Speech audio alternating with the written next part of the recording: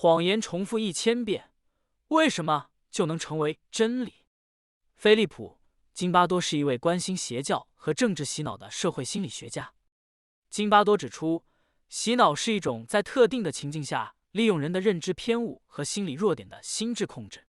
在这个心智控制过程中，最重要的一个手段就是把人放在一种有强制力量的情境之中，降低他的思考和判断能力，让他相信他在正常心智状态下不会相信的东西。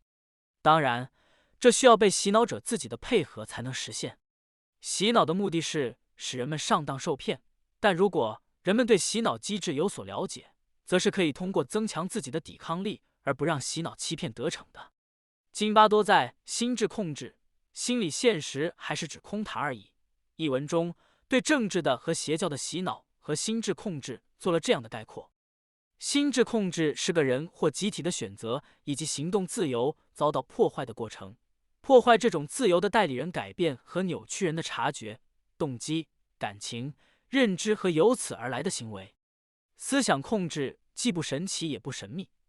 而是一个运用社会心理的一些基本原则的过程。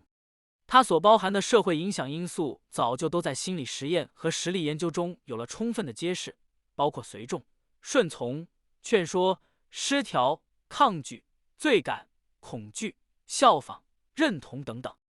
而这些社会心理因素大多与捷径思维（以下简称捷思）偏误有关。洗脑是从控制信息，使信息尽量单一化开始的。洗脑者会想方设法用各种手段控制信息，目的是只提供对自己有利的信息，禁绝不利或相反的信息。在网络时代的今天，不容易做到这样的信息控制，但捷思偏误却使得许多人将信息单一化了。信息来自同声相求的朋友圈或网站，形成了自我封闭的回音室。你在潜意识中把自己得到的关于某个事件的信息当成与这个事件有关的所有信息，你局限的认知便构建了一个不真实的现实。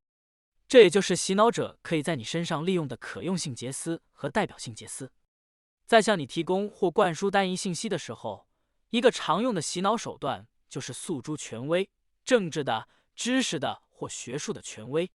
媒体把这样的权威意见故意放在最显眼的地方，而且变化着反复出现，利用的就是人们的能说捷思。见到能说会道的，便以为有水平、有道理。说者要显出他的能耐和正确，要确保自己的谎言不被别人戳穿，于是就不断重复加强，于是就有了谎言重复1000遍就成了真理这一效应。它源于一种可获性层叠的心理效果。单一性信息并不需要都是谎言或100%的虚假信息。事实上，能有效欺骗和洗脑的谎言都是由掺杂信息构成的。将真实的和虚假的信息混合在一起，能最有效地造成真实的幻觉，这就是摩西幻觉。商业欺诈和政治欺诈都经常运用这个手段。例如，推销某药品的宣传者先设计一个科学普及的场景，如为老年人举办保健讲座，然后给到场者讲一大堆他们已经知道的绝对正确的健康常识，并掺进他们听不懂的术语，比如糖尿病的真正原因是糖运输障碍等等。老人们因此会觉得推销员是比自己高明得多的专家，这也让后者有了掺进假信息的机会。某某药物专治糖运输障碍。而欺骗蛊惑的政治手法也很相似，即在不到时经常混合人们熟悉的常识信息和他们似懂非懂的政治术语，有如乔治·奥威尔所说的那种心语。人对自己弄不明白的事情会觉得高深莫测，而高深莫测的一定是有道理的，这是一种情绪性的影响力偏误。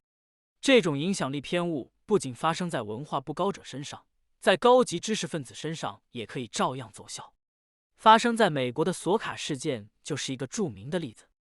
1996年，纽约大学教授艾伦·索卡向文化研究杂志《社会文本》投稿一篇伪科学的文章《跨越界限：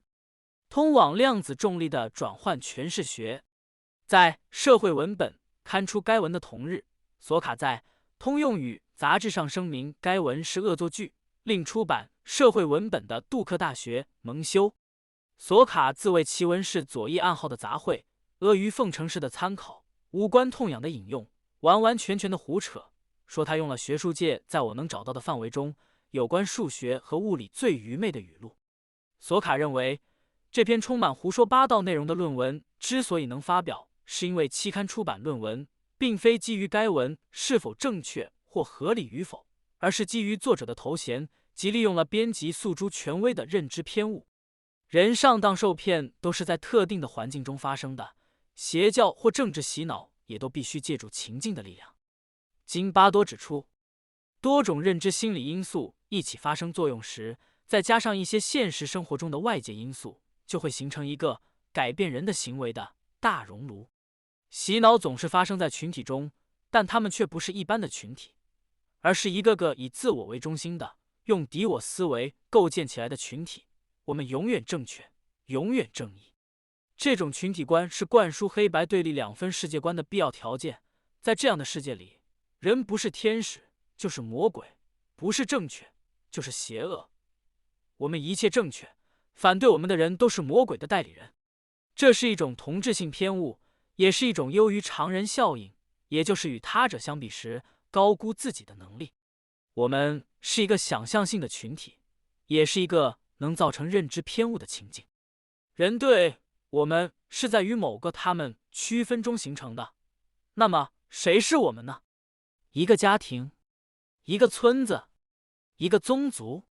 一个种族，说同一方言的人，一个性别或性倾向，一个阶级，一个利益团体。而我们天生会对他们存在偏见，但关键问题是，个人会与谁感同身受？感同身受又是为了什么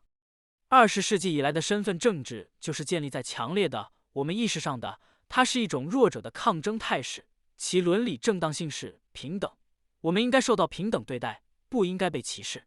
然而，太多人的我们意识是一种优越感的表现，我们的历史比你们悠久，文明比你们灿烂，祖先比你们智慧，只是因为受到了不公的对待，才落后下来。在这样的想象性群体中，我们的意识里包含着愤怒、仇恨和报复心，与制造我们和他们的敌对一样，制造一种大家都渴望获得，但只有少数人才能获得的情景。这叫制造稀缺，是一种有效的思想控制手段。它之所以能起作用，是因为人天生就有一种稀缺结思，物以稀为贵，越不容易得到的就越有价值。而制造稀缺的一个重要手段，就是设立严格的等级和待遇制度。